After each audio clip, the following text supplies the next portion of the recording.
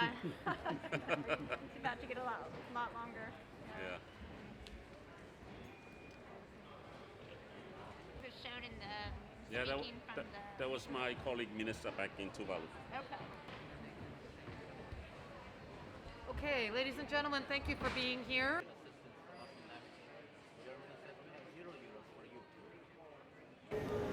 We are very alarmed at what is happening here because in a number of provisions across the board, they are working to weaken and block the text.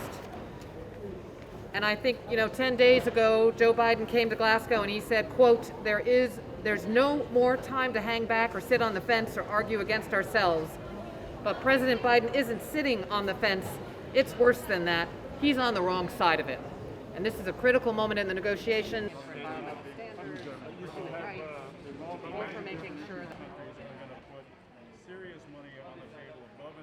Well, as far as raising ambition, they're not committing enough to achieve that 1.5 degree. They're telling us the carbon emissions reductions at a certain level, which is much below the 45% that they needed to reduce their carbon emissions by 2030 and a net zero by 2050. So they are not making that commitment like most of the other countries are doing and making those pledges. Are you worried that a lot of these financing commitments will kind of slow? In the negotiating rooms, there is some progress made.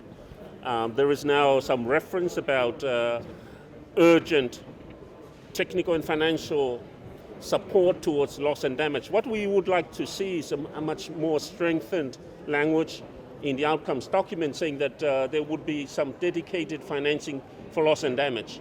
And then the mechanics and the process could be worked out between now and COP27.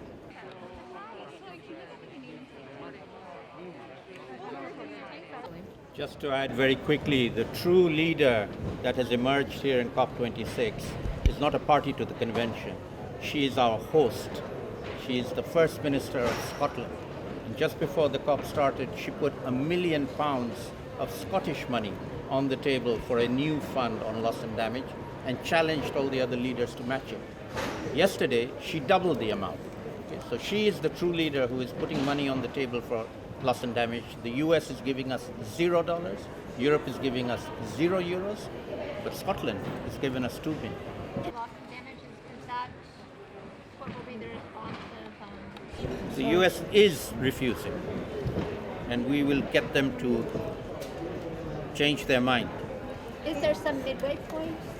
We hope so. We hope what we need in Glasgow is a way forward for us to work on over the next 12 months before we get to COP27.